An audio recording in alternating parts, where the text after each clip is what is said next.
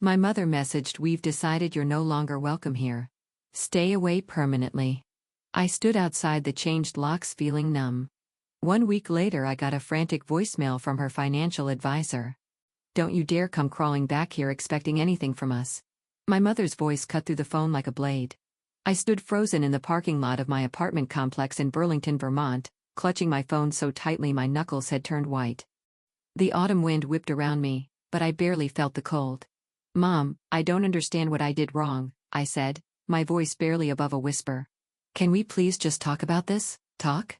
"There's nothing to talk about, Wendy. You made your choice when you decided to embarrass our family with your little rebellion. We've decided you're no longer welcome here. Stay away permanently." The line went dead, leaving me staring at my phone in disbelief. Just 3 days ago, I had been at my sister Brooke's engagement party, celebrating what should have been a joyful family milestone. Instead, it had turned into a nightmare when I refused to lie about my income to impress Brooke's future in-laws. My mother had been furious that I wouldn't pretend to be struggling financially to make Brooke look more successful by comparison. My name is Wendy Parker, and I'm 27 years old. For the past 5 years, I've worked as a senior account manager at Velmark Automation, a thriving manufacturing company that specializes in industrial robotics. While my family assumed I was barely scraping by in my little office job, the truth was quite different. My annual salary of $85,000, combined with performance bonuses, had allowed me to build a comfortable life and substantial savings. The irony wasn't lost on me. My mother, Victoria, had always been obsessed with appearances and family image. She lived in the same sprawling house in the wealthy suburb where I grew up, maintaining the facade of prosperity that had defined our family for decades. What she didn't know was that her disappointing daughter had become more financially successful than anyone else in the family. I walked back to my apartment, my mind reeling from the conversation. The familiar weight of family disappointment settled on my shoulders. But something felt different this time. There was a finality to my mother's words that made my stomach churn. As I unlocked my door, I noticed my hands were trembling. Not from the cold, but from a growing sense that this confrontation was just the beginning of something much bigger. My phone buzzed with a text message from an unknown number. "Family financial matters require immediate attention. Contact Benjamin Harris, Northwell Financial Services." I stared at the message, confused. Why would a financial advisor be reaching out to me about family matters when I had just been permanently banished? Something was very wrong, and I had the unsettling feeling that the worst was yet to come. Growing up in the Parker household meant living under the constant pressure of maintaining appearances. My mother, Victoria, had built her entire identity around our family's perceived status in Burlington's social circles. She served on charity boards, hosted elaborate dinner parties, and made sure our house always looked like something out of a magazine. My sister Brooke, 3 years older than me, had always been the golden child. She married her college boyfriend straight after graduation and settled into a predictable life of part-time work and social obligations. Brooke understood how to play the game. She knew exactly what to say and how to present herself to earn our mother's approval. I, on the other hand, had always been the family disappointment. After college, I chose to focus on building my career rather than rushing into marriage. I worked long hours, took on challenging projects, and slowly climbed the corporate ladder at Velmark Automation. But to my family, success was measured in terms of social connections and traditional milestones, not professional achievements. The trouble started 5 years ago when I began working in manufacturing. My mother had been horrified that her daughter would take a job in factory work, as she dismissively called it. She couldn't understand that modern manufacturing involved sophisticated technology and engineering, or that my role managing client relationships for industrial robotic systems was both challenging and well compensated. "Why can't you find something more suitable?" she would ask during family dinners. "Something in an office, like working for a bank or a law firm." I tried explaining that I did work in an office, that I spent my days managing million-dollar contracts and coordinating with engineering teams. But Victoria had already formed her opinion, and nothing I said could change it. In her mind, I was the daughter who had settled for less. The financial disparity between my reality and my family's perception had grown wider each year. While they assumed I was struggling, I had been quietly building wealth. My investment portfolio had grown substantially, and I owned my apartment outright, something even Brooke couldn't claim about her house. But I had kept this information to myself, partly out of privacy, and partly because I knew it would complicate family dynamics. Victoria needed to feel superior to someone, and I had unknowingly filled that role. Revealing my success would have disrupted the carefully constructed narrative she had built around our family. The engagement party 3 days earlier had been the breaking point. When Brooke's future in-laws asked about my work, I had answered honestly about my role at Velmark Automation. I mentioned the challenging projects we were working on, and the international clients I managed. Victoria's face had darkened with each word. Later that evening, she pulled me aside and demanded that I downplay my success at future family events. "It makes Brooke look bad when you go on about your little job," she hissed. "Can't you just say you're doing okay and leave it at that?" I had refused, and apparently, that refusal had been the final straw. 2 days after my mother's devastating phone call, I drove past my childhood home out of habit. What I saw made my heart sink even further. The locks had been changed, new brass deadbolts gleamed on the front door, and when I tested my key, it no longer worked. Victoria had quite literally locked me out of the family home where I had spent the first 18 years of my life. I sat in my car in the driveway, staring at the house that no longer welcomed me. The rosebushes Victoria meticulously maintained were already showing signs of autumn dormancy, and the perfectly manicured lawn looked as pristine as ever. Everything appeared normal from the outside, but I was no longer part of this picture. A neighbor walking her dog waved at me hesitantly, clearly confused by my presence. Mr. Henderson had known me since I was a child, but I could see the uncertainty in his expression. Had Victoria told the neighbors I was no longer welcome? The thought made my cheeks burn with humiliation. I drove home feeling hollow and displaced. That evening, I tried calling Brooke, hoping she might help me understand what had triggered such an extreme reaction from our mother. The call went straight to voicemail. "Brooke, it's Wendy. I know you're probably busy with wedding planning, but I really need to talk to you. Mom has cut me off completely, and I don't understand what I did that was so terrible. Please call me back." But days passed without a response. It became clear that Brooke had chosen sides, and it wasn't mine. Work became my refuge during this difficult time. My colleagues at Velmark Automation noticed my distraction, but I threw myself into my projects with renewed intensity. Managing the implementation of automated assembly lines for our automotive clients required constant focus, and the demanding schedule helped keep my mind off the family drama. My boss, Director Gregory Walsh, called me into his office on Thursday afternoon. "Wendy, I wanted to discuss the Peterson manufacturing contract. Your work on this project has been exceptional, and the client specifically requested you for their expansion next quarter." The Peterson contract was worth $2.8 million, representing the largest deal I had ever managed independently. Under normal circumstances, this would have been cause for celebration. Instead, I felt the bitter irony of achieving professional success while losing my family. "Thank you, Gregory. I appreciate the confidence you're showing in me," I replied, forcing enthusiasm into my voice. "Are you all right? You seem distracted lately," he observed, his tone gentle but concerned. "Just dealing with some personal matters." "Nothing that will affect my work," I assured him. As I left his office, I realized that my professional life was thriving while my personal life crumbled. The contrast felt surreal and painful.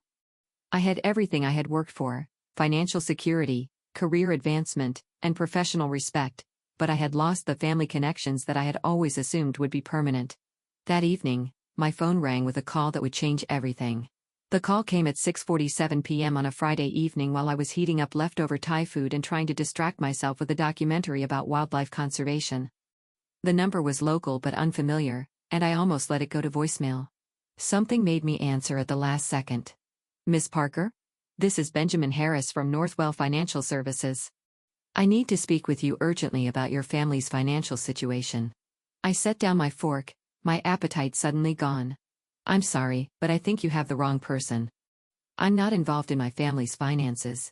"Actually, you are more involved than you realize," Benjamin said, his voice strained with an emotion I couldn't identify. "According to the documents I have here, you're listed as the primary beneficiary and emergency contact for both your mother's and sister's investment accounts. I've been trying to reach Victoria Parker for 3 weeks without success, and the situation has become critical." My head spun. "That's impossible. My mother just told me I'm no longer welcome in the family. Why would I be listed on her accounts?" "The paperwork was filed 18 months ago," Benjamin explained. "Ms. Parker, I really need to meet with you in person. There are some very serious issues we need to discuss, and I can't go into detail over the phone. Would you be available tomorrow morning?" I agreed to meet him at his office at 10 a.m., my mind racing with questions. After hanging up, I paced my apartment trying to make sense of this development. Why would Victoria list me as her beneficiary and emergency contact while simultaneously cutting me out of her life? The contradiction made no sense. Saturday morning arrived gray and drizzly, matching my mood perfectly. Northwell Financial Services occupied a modest office building downtown, and Benjamin Harris turned out to be a soft-spoken man in his 50s, with the kind of gentle demeanor that probably helped clients discuss difficult financial realities. "Thank you for coming, Miss Parker. Please have a seat," he said, gesturing to a chair across from his desk. "I'm afraid what I have to tell you is quite serious." He opened a thick folder and spread several documents across his desk. "Your mother and sister have been making some very poor financial decisions over the past 2 years. They've liquidated most of their retirement accounts, taken out significant loans against your mother's house, and invested heavily in what appears to be a fraudulent investment scheme." My stomach dropped. "How much are we talking about?" "Combined, they've lost approximately $400,000, Benjamin said quietly. "The house your mother lives in is now mortgaged to its full value, and they owe substantial amounts to several creditors. Victoria has been avoiding my calls because she knows the situation is dire." I stared at the paperwork, trying to process the numbers. $400,000. The house that had been in our family for 25 years was essentially gone. "There's more," Benjamin continued. "The investment firm they put their money into was shut down by federal authorities last month. The principals have been arrested for running a Ponzi scheme.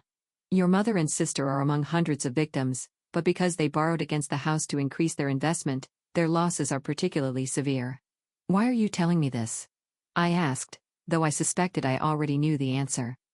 "Because as their listed emergency contact and beneficiary, you have the legal authority to make decisions on their behalf if they become incapacitated or refuse to address the situation themselves. And Miss Parker," he paused, looking uncomfortable. "Based on their current trajectory, they're going to lose everything within the next 60 days unless someone intervenes." The irony hit me like a physical blow. My mother had banished me from the family for being an embarrassment, but I was apparently her only hope for financial salvation. I left Benjamin's office in a daze, clutching copies of financial documents that painted a devastating picture of my family's situation. The drive home gave me time to process the magnitude of what I had learned, and by the time I reached my apartment, shock had given way to a mixture of anger and disbelief. Victoria and Brooke had fallen victim to a company called Grandview Investment Partners, which had promised returns of 25% annually on real estate development projects. The scheme had been sophisticated, complete with glossy brochures, fake testimonials, and a professional-looking office in downtown Burlington. What made it particularly cruel was that the scammers had specifically targeted older adults and their adult children, playing on fears about retirement security. I spread the documents across my dining table and began calculating the extent of the damage. The house, which had been worth approximately $600,000 when my father passed away 10 years ago, now carried mortgages totaling $550,000. Victoria's retirement accounts, which should have contained at least $300,000, had been completely drained. Even Brooke's modest 401k had been cashed out to fund additional investments. The monthly obligations were staggering. Between mortgage payments, insurance, utilities, and minimum payments on various credit cards and loans, Victoria needed at least $4,500 each month just to maintain the status quo. But according to Benjamin's notes, her only income was Social Security and a small pension from my father's company, totaling perhaps $2,800 monthly. I called Benjamin back that evening. "How long can this continue before they lose the house?" "Based on their current payment history, I'd estimate they have maybe 6 weeks before the bank initiates foreclosure proceedings." He replied, "The credit card companies are already calling daily and I've heard from 3 different collection agencies this week." "Have you been able to reach my mother?" "She's been avoiding all contact with financial institutions. I think she knows how bad things are and doesn't want to face reality." After ending the call, I sat in my kitchen staring at my laptop screen. A quick online search revealed that Victoria had been tagged in several Facebook photos from charity events and social gatherings as recently as last week. She was still maintaining her public image while privately facing financial ruin. The next morning, I drove to her house again. This time, I didn't try to use my old key. Instead, I rang the doorbell and waited. After several minutes, Brooke answered, looking haggard and avoiding eye contact. "Wendy, you shouldn't be here." Mom said. "I know what Mom said." I interrupted, "But we need to talk about Benjamin Harris and Grandview Investment Partners." Brooke's face went white. "How do you know about that?" Because I'm apparently your emergency contact and beneficiary, which is something you both forgot to mention when you decided to cut me out of the family. I pushed past her into the foyer, noting that several expensive pieces of furniture were missing. The antique grandfather clock that had belonged to my grandmother was gone, along with the Persian rug that had anchored the living room for as long as I could remember. "Where's Mom?" I asked. She's not feeling well," Brooke said weakly. "Wendy, we didn't know who else to turn to. The investment advisor seemed so legitimate, and they said we could double our money in 2 years. We thought we were being smart, planning for the future. By mortgaging the house? By cashing out your retirement accounts?" My voice rose despite my efforts to stay calm. Brooke began crying. "We thought Mom would never have to worry about money again. And I wanted to help pay for my wedding without asking Derek's parents for money. It seemed like the perfect solution. The perfect solution had become a perfect disaster." Victoria finally emerged from her bedroom 20 minutes later, moving like a woman who had aged a decade in the past month. When she saw me standing in her living room, her expressions cycled through surprise, anger, and something that looked almost like relief. "I told you not to come here," she said, but there was no force behind the words. "Benjamin Harris told me everything," I replied. $400,000, Mom? The house, your retirement, Brooke's 401k. All of it gone." Victoria sank into her remaining armchair, suddenly looking every one of her 68 years. How was I supposed to know they were criminals? They had references, a beautiful office, testimonials from other clients. Margaret Thornton from the Garden Club invested with them and said they were wonderful. "Margaret Thornton lost everything too," I said, having done my research. "The whole thing was a Ponzi scheme. They used new investors' money to pay fake returns to earlier investors. And when they couldn't recruit enough new victims, the whole thing collapsed." "But the man seemed so knowledgeable," Brooke protested. "He explained everything about real estate development and showed us projected returns based on historical data." "Historical data they made up," I said flatly. "None of those projects ever existed." I pulled out my phone and showed them a news article about the arrests. "The principal organizers are facing federal charges for wire fraud, securities fraud, and money laundering.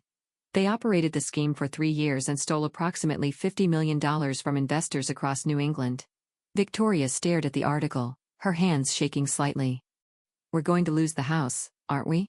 Unless something changes dramatically, yes. You owe more than it's worth, and you don't have the income to make the payments." "What about bankruptcy?" Brooke asked desperately. "Could we declare bankruptcy and start over?" "You could," I admitted. "But that would still mean losing the house. And it would destroy your credit for years. Plus, bankruptcy doesn't make problems disappear. It just reorganizes them." The three of us sat in silence for several minutes, the weight of the situation settling over us like a heavy blanket. I looked around the living room where I had spent countless hours as a child, trying to imagine strangers living here after the foreclosure. "There is another option," I said finally. "But it would require some significant changes." Both women looked at me expectantly. "I could help," I continued carefully. "I have the financial resources to stop the foreclosure and manage the debt situation. But it would mean acknowledging some things about my life that you've both chosen to ignore." Victoria's expression hardened slightly. "What do you mean?" "I mean that your disappointing daughter who works at a factory has been quite successful. I make more money than both of you combined. I own my apartment outright. And I have substantial savings and investments." Brooke gaped at me. "How much do you make?" "Enough to help," I said, avoiding specifics. "But first, I need to understand something. Why did you list me as your beneficiary and emergency contact if you think so little of me and my choices?" Victoria looked away, embarrassed. "Your father insisted on it when we updated our wills. He said you were the most responsible person in the family, and that if anything happened to us, you'd be the one who could handle things properly." "Dad was right," I said quietly. "But after what happened at Brooke's engagement party, I'm not sure I want to handle anything for people who treat me like a family embarrassment." The ball was now in their court. I let the silence stretch between us, watching my mother and sister absorb the full implications of their situation. Victoria's carefully maintained composure was cracking, and Brooke looked like she might be sick. "So, what happens now?" Victoria asked finally, her voice smaller than I had ever heard it. "Now you decide how badly you want to keep this house and avoid bankruptcy," I replied. "Because I'm not writing any checks until we establish some new ground rules for how this family operates." I pulled out a notebook and pen, setting them on the coffee table with deliberate precision. First, we're going to have an honest conversation about money. All of it. No more lies, no more pretending, no more maintaining appearances at the expense of reality. Victoria flinched. Wendy, you don't understand the pressure. I understand plenty, I cut her off. I understand that you were so concerned with looking successful that you risked everything on a get-rich-quick scheme. I understand that you were so busy judging my career choices that you failed to notice I was building actual wealth while you were destroying yours. Brooke shifted uncomfortably. We never meant for things to get this bad. Intent doesn't matter when you're facing foreclosure, I said bluntly. What matters is making smart decisions going forward, and the first smart decision is acknowledging that I'm not the family failure you both thought I was. I opened my notebook and began writing. Here's what I'm willing to do. I'll pay off the immediate debts to stop the foreclosure proceedings. I'll consolidate your remaining obligations into a manageable payment plan, and I'll help you both develop realistic budgets that don't depend on magic investment returns. Victoria and Brooke exchanged glances, hope beginning to creep into their expressions. But, I continued, in exchange, this family is going to operate very differently from now on. No more dismissing my career. No more treating me like an embarrassment, and absolutely no more financial decisions made without consulting me first. What kind of decisions? Brooke asked nervously. All of them. Every expenditure over $500 gets approved by me. Every investment opportunity gets reviewed by me and Benjamin Harris, and both of you are going to take financial literacy classes so this never happens again. Victoria looked stricken. You're asking us to give up our independence? No, I replied firmly. I'm asking you to give up your delusions. The transformation that followed was both satisfying and sobering. Within 48 hours of our family meeting, I had arranged to pay off the most pressing debts and halt the foreclosure proceedings. The relief on Victoria and Brooke's faces was palpable, but I made sure they understood this was not a return to business as usual. I established myself as the primary contact for all financial institutions and creditors, a role that gave me complete visibility into every aspect of their spending. The first monthly budget review revealed exactly how disconnected from reality they had become. $300 for a single dinner at Le Bernardin? I asked, reviewing Brooke's credit card statement. While you're supposedly struggling to pay your mortgage? It was Derek's birthday, Brooke protested weakly. We wanted to celebrate somewhere special. You can celebrate at Applebee's until your financial situation improves, I replied without sympathy. Special occasions don't justify financial irresponsibility. Victoria's spending was even more egregious. Hair appointments, designer clothing, charitable donations to maintain her social status. Hundreds of dollars flowing out each month while she claimed poverty. The garden club expects certain standards, she argued, when I questioned a $200 donation to their silent auction. The garden club can expect you to contribute your time instead of money you don't have, I countered. Your social standing isn't worth losing your home. I restructured their entire financial lives with the efficiency I brought to my work at Velmark Automation. Automatic payments, restricted credit limits, and weekly check-ins became the new normal. Both women chafed at the oversight, but they had forfeited the right to financial independence when they lost $400,000 to a scam. The most satisfying moment came when I informed them they would both need to find employment to contribute to the household expenses. Victoria hadn't worked outside the home in 30 years, and Brooke had never held a full-time job. But what will people think? Victoria asked, horrified. They'll think you're responsible adults who take care of their obligations, I replied. Novel concept, I know. The final weeks of implementing my family's financial rehabilitation were a masterclass in poetic justice. Victoria, who had spent years dismissing my career in manufacturing, found herself working part-time at a local boutique, dealing with inventory management and customer service. Brooke took a position as a receptionist at a dental office, discovering for the first time what it meant to have a boss and fixed working hours. Both women struggled with the transition from their previous lives of leisure and social obligations to the reality of actual employment. Victoria complained constantly about being on her feet all day, while Brooke found the routine of regular work hours exhausting. I don't understand how you've done this for years, Brooke said during one of our weekly financial meetings. Working every day, dealing with deadlines and demanding clients. It's so much harder than I thought. That's because you never took it seriously, I replied. You both acted like work was something other people did while you focused on more important things like charity luncheons and social status. The irony wasn't lost on me that I was now managing the very people who had dismissed my management skills for years. Every financial decision that had once been made impulsively now required my approval. Every expense had to be justified and documented. The control I exercised over their lives was complete and, I had to admit, deeply satisfying. Benjamin Harris proved to be an excellent ally in maintaining financial discipline. He provided monthly reports on their progress and helped me identify any signs of backsliding into old patterns.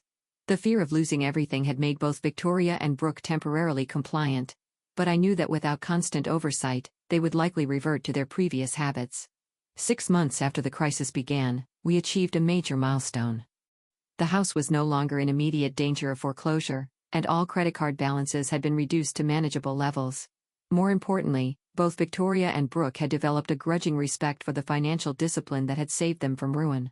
During our final family meeting of the year, Victoria surprised me by acknowledging something she had never admitted before. "Wendy, I owe you an apology," she said, her voice formal but sincere. "I was wrong about your career, wrong about your capabilities, and wrong to treat you as a disappointment. You saved our family when we were too proud and foolish to save ourselves." The apology felt good, but it couldn't erase years of dismissal and condescension. "I appreciate that, Mom, but this isn't about proving I was right or you were wrong. It's about building a family relationship based on honesty and mutual respect going forward." Brooke nodded emphatically. "I had no idea how hard you worked.